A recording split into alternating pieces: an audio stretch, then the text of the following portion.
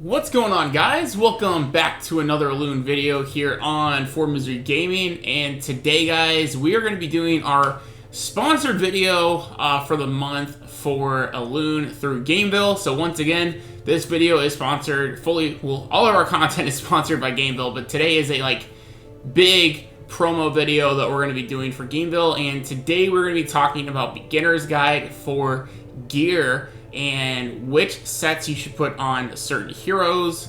It's going to be a little bit longer. I'm going to try to keep it under like 16 minutes or so, but I do kind of want to go over every individual set and the reasoning to equip them. Now, there are going to be some sets that are probably going to be obsolete pretty fast, and we are only going to talk about legend gear because especially nowadays, you should be able to get legend gear fairly easily. At least, the starter, boss 10 set, not counting obviously the 80 and 85 set.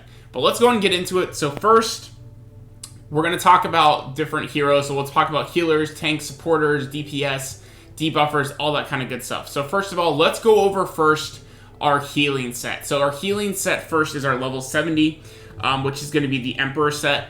So first of all, this pretty self-explanatory. You're going to want to put this on healers. The main thing for gears, when you guys select them, is are you going to want to go for the 6-piece set or are you going to want to go for the 3-piece set?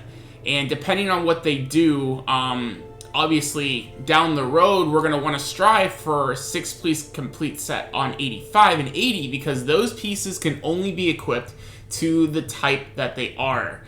For Lightature's 80 and 85, you can only equip DPS characters with DPS gear. You can't equip a DPS character with like a healer or a tank gear, even if your stat rolls are meant more for DPS. So keep that in mind as we go into that later on at the end of the video, but just so you guys are forewarned on that. But so let's go into this, whereas these sets, the original level 70s and 75 gears, can be equipped on any type heroes. So the Emperor set is going to give you a 3-piece completion of 15% healing when healing skills on allies who have buffs. Typically, if you're using a healing-based team, you're going to have a support hero like a Weiwei, something like that, or a Kartia that is going to have buffs, so you should not have an issue proccing the 3-piece 15% healing, which is a pretty good number for only a 3-piece set, so that's very, very good.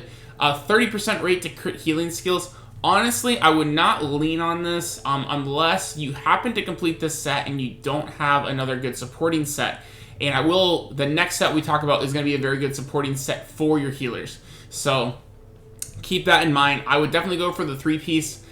So for this, the necklace is actually a very, very strong 3-piece. If you're going to be using one of the 3 pieces on your gears, this is actually going to be one of the best ones because it's when healing an ally heals an ally with the lowest HP by 5% of healing amount. So that's 5% of whatever your healing did. So say, for instance, it was a solo heal on like your S1 and it healed, let's say 2,500. So it's going to heal 5% of 2,500. So keep that in mind. So that would be around 1,250, something like that. So I know that's a very high number probably, but just to give you kind of an example of the powerful of the Emperor's Necklace. Not to mention the main stat is HP, which is good for your healing types because you want to have high HP, high defense, things like that, and high crit. Now, to keep in mind, Elune is very different than Epic 7, Sumners War, games like that, where healers only want HP, defense, resistance, things like that, speed. This game, crit actually is important for your healers. So crit means you will get a bigger heal if you crit. So having a crit rate does matter. So I will say that. So do look for crit as well in your substat rolls. But to go for that 6-piece completion for your other big 6-piece set completion, 30% crit rate, while it is good, you're probably going to want another type of ability to go into your 6-piece completion with the set we're going to go over next. So, but before we go over it, let's go finish up with the other pieces. And the only other piece we really have to go over is the Emperor's Ring. Now this one, let's check to see if they're all the same. Okay, so they are different. Let's see if the necklaces are different. Okay, I think the necklaces are all HP. At least the ones I have currently are all HP. Okay. So on the ring, it looks like it can be random. So you have weaken resistance, you have accuracy, you have nature resistance, you have crit res, physical res, and crit. So the ring, that would be where you'd want to put your ring if you want to do that. And once again, the accessory is pretty good here. Restores your HP by an amount of 5% of attack when using healing or barrier skills. So obviously, whenever you use a healer, the healing skill is going to be applied. So that would be a very good ring. So for the healer sets, for your early game guys, I would recommend getting the 2 accessories if you can, which is the Emperor's Ring and the Emperor's Necklace. So try to get those because those are going to magnify your healing abilities as well. And then plus, that's 2 of the completions. You don't have to worry about rolling your substat rolls, and you can focus on the other piece we're going to talk about in a second. So that's what I would lean on first for the Emperor set. So next, we're going to actually go into the Corrupt set. Now, the Corrupt set still, I think, is even used today, unless people are able to fill out completely on whatever their main gear is with your ligature, plus possibly the Sumners War gear set. Because keep in mind, at most, you can only have 4 ligature gear pieces for 1 hero at a time right now, because we only have 4 of the boss 11 to 12 currently in the game as of recording this video. But the Corrupt set is a fantastic gear to support with any of your healers, supporters, or tankers, because this is a very good supportive ability of how soul management is super vital in this game. So the 5th, never do a 6-piece Corrupt. You only care about the 3-piece completion. 3-piece completion is obtain 1 soul at the end of every even numbered turn. So every time it's an even turn for your heroes. So basically, say you have 3 units that all have a 3-piece support. Every other turn for those heroes, you're basically going to get 1 soul on all those guys. That gives you a 3-soul recovery, let's say if you have 3 Corrupt sets spread out on your 5-man team, which is absolutely crazy good. So keep that in mind. This is a very, very highly recommended set, especially for early game progress, to have these sets on your support, your tankers, and your healers. Now, DPS, you're probably want to lean more on more aggressive type skills. If you're running a debuffer like King Rem, you may need to have Full Moon plus a DPS style set. So just keep that in mind for all that kind of good stuff. So I just wanted to bring that up to you guys for sure. So, but Corrupt, definitely very good. The accessories on Corrupt are not the greatest from my memory, but we'll go into them real fast. Here it's going to restore your HP by an amount of 5% of damage dealt when attacking enemies with inflicted debuffs. So that's very situational because it's completely dependent on you landing debuffs on your enemies. So I would not recommend the necklace necessarily. I think they all are HP as well. At least right now it looks like they are. So while HP is a good substat, or main stat on your necklace is still decent, the ability on it is not great. So if you have a better ability to use on the set for the hero, I would recommend going that way.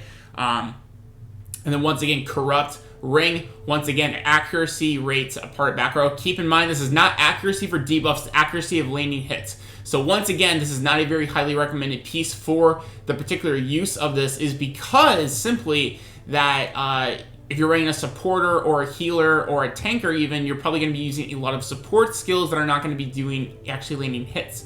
Like Fahrenheit S2, Weiwei S2, Freya, healing on S1 or healing on S2 and 3, things like that, of why you're probably not going to use that. So possibly if you're going to have your Artemal on your back row, maybe that's better because he needs to obviously hit to land his debuff on his S1 counters.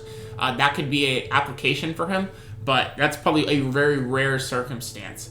So next, let's go into, as we continue the trend of the 75, let's go into the Discipline set.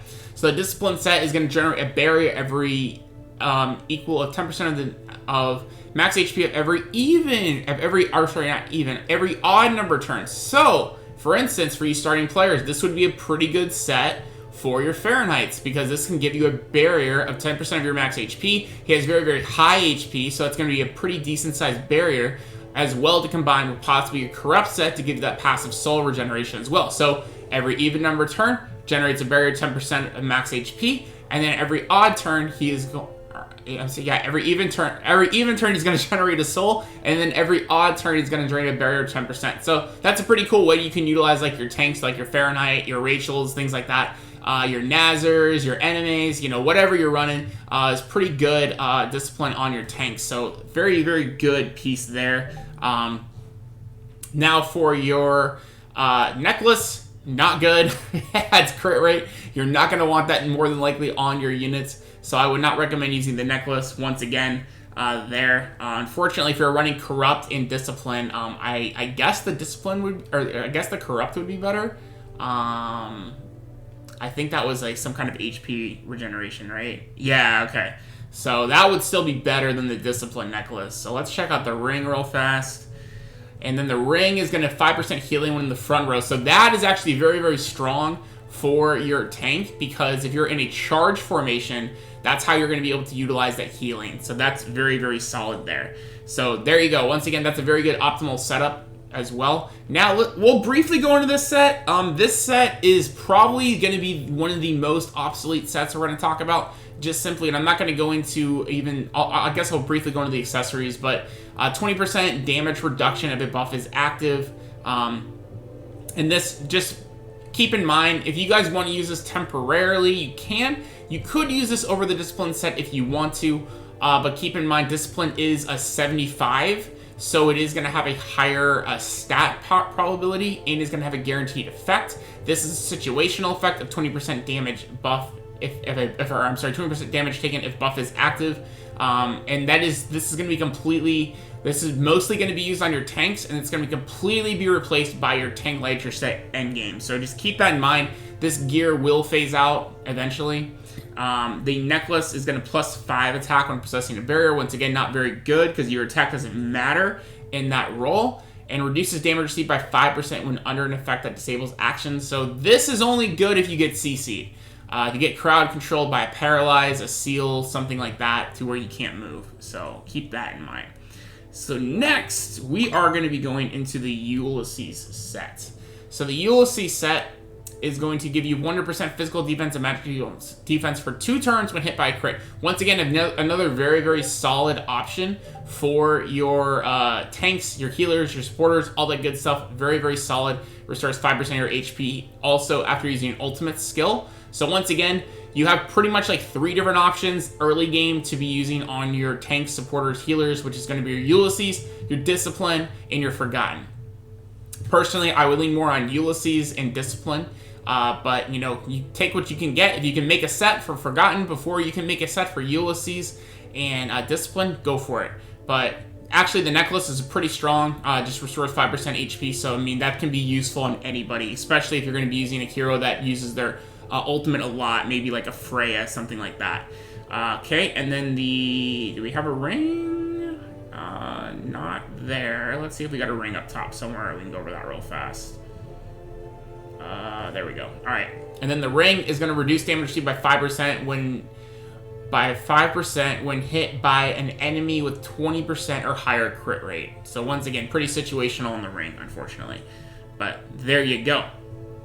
So the next set we're going to go into is the Full Moon set. Now, we don't really have to spend much time on this set. This set is super straightforward. Use only on your heroes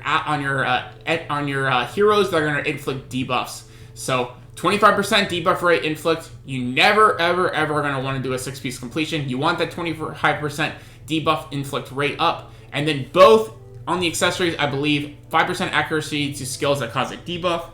And I believe the ring is the same thing. Oh, I'm sorry, no. The ring is 1 soul upon resisting a debuff. So definitely the necklace is where it's at. Once again, I mean, if you happen to get a super high effect resistance rolls on different various effects, then possibly the Full Moon ring is good. Obviously, if you get something like speed, that's pretty awesome on your ring, because the rings, keep in mind, can have any main stat. So there you go. And next, we are going to be going into the BJ set. So the BJ set is going to have abilities to... I'm sorry, I got to silence my phone. Is going to be 50% power rate for 2 turns when defeating an enemy, and 30% crit rate when attacking weakened enemies. So that is basically going to be your 3-piece set for sure, is where to go. And that's going to be used for your farmers. So like your Reves, for Dimension Gate, things like that. That's where that set is going to be valuable. The ring, once again, that restores HP, so that's not going to be too great. But the necklace increased damage of consecutive attacks that are 3 hits or more by 5%. That is good, because Reve and Balder both do multiple hits if you're using them in Dimension Gate or farming. So that is very good. Now, the Great Spirit set, briefly, is completely overshadowed by the Sumners War set that we just got. So, I'm sorry, my game music just cut out. Because you have to do a 6-piece completion to get 15% more chance. The new Sumners War on one of the Swift sets, you can get a 20% chance for extra turn on just a 3-piece completion, and you get those level 80 stats. So the Sumners War gear is just straight up better. There isn't really too much to go into. It's just better. So yeah, that's why I'm not really going to go too much into the Great Spirit. Real quick, the accessories gives increased damage of single target attacks by 5%. Very, very low, 5%, but it is, you could use it if you really have to. And then 10% crit power rate up against enemies with less than 50%. So there you go. All right. So next is, I believe, is that all of the OG sets? I think so. I think we covered all the OG sets. Okay. So we're gonna go into the ligature sets. So there are 5 of them. So pretty much all you guys got to know for this, if you can complete a ligature set, you want to. So the stat pool is insane, and the set completions are very, very good as well. Increase attack speed by 100% for the support set. Every even number turn for 1 turn when gaining a buff. So every even turn you get 100% speed. Pretty much almost equates to getting an extra turn, so very, very good. But once again, like I said, the stats are just insane on these. They massively power creep the level 70 gears that if you can complete a ligature set, and because they are specifically unique to that class, you're going to want to put a 3-piece set on them. Even if you can't do a 3-piece, even if you only have 1 or 2 pieces, like on your sword especially, for that attack, that you're always going to get almost 3,800 attack, you probably are just going to want to go that way. And just maybe run even a 3-piece broken set, or a 3-piece set with a broken set with that. So the DPSers increase damage by 10% when attacking the enemy with a buff, so that's on the necklace. And then once again, increase attack and crit rate by 20% for 1 turn when attacking, cooldown of 2 turns. So it's every 3 turns you're basically going to be getting an increased attack and crit rate of 20%, which is actually insane. So very, very awesome there. And then finally, so that's for those ligatures. Let's go into real quick. That's a DPS, which we already went over. This is tank. So tank, the necklace is actually very, very good. Just straight up reflects 10% of damage taken. And then the 3-piece set, which we have access to now, is going to be ignore damage for 2 turns when HP drops to 50% or lower. That's awesome. It only is triggered once per battle, but once again, still the necklace very, very solid there. So definitely go for the tank set if you can. We already did the support, so let's go into the debuffer. So the debuffer set 75% chance of disturbing tolerance stack when inflicting a debuff. Now why this is good is when you inflict a debuff, you get rid of their tolerance. Enemies will build up a tolerance to a certain debuff when you use it throughout the fight. So long fights like boss fights, that can get rid of their tolerance stack, which can be super useful. So that's why that is very, very good. Now, when we can eventually do a cassette 6-set completion, this gear is going to be awesome because then we're going to get a 40% debuff inflict rate. That's going to be legit. So down the road, once we get the dragon and the mummy level 11 and 12, we'll be able to do that. Hopefully we'll lower the difficulty of some bosses that we can't beat right now, but all right. I think that's everything. And then lastly, just to go over the Sumners gear real fast, which there isn't too much to go into. They only have 1 set completion, so you have 1 for attack speed, 1 for extra turn. I will go over the ring here. Reduce damage taken while under an enemy with lower attack speed than the user. So for a DPS, that's not great. For this one, we have when gaining an extra turn, increase damage by 10% during this turn. So the Violent Ruins are really, really strong because you get more damage, you get extra turns. And once again, this set just completely power creeps the Great Spirit set of why it's really, really good. So I just kind of went over all the gear choices. I don't really have time in this video to go over the certain heroes, but I'm hoping this was a good enough beginner's guide of like what gears you should focus on, which ones early game are going to have longevity for you, and what you guys are going to want to move into as you get further into end game and mid game content, where you guys are starting to able to get some level 80 gears. Now, a lot of you guys, if you guys were playing during Black Friday and during a lot of the celebrations we have, they have been giving out a lot of the lighter gears for free. Like in the supply shop Black Friday, you should have been able to snag a couple of pieces of gear, and I'm hoping you were able to get a couple of sets completed off those lighter gears. But the Sumners War gears were obviously awesome. Those are just, the stats are really, really good. Those were all free. If you guys bought some of the packs in the shop, then you guys could have got some extra pieces. But, you know, I think Gameville was pretty generous in giving us a lot of those extra gears. So it was pretty awesome. So let me know what you guys think of today's video in the comment section down below. If this was able to help you, if it was good information, if there was anything I missed, I will do a follow-up probably eventually to what hero, like some of the top like 15 used heroes and what gears are recommended for them.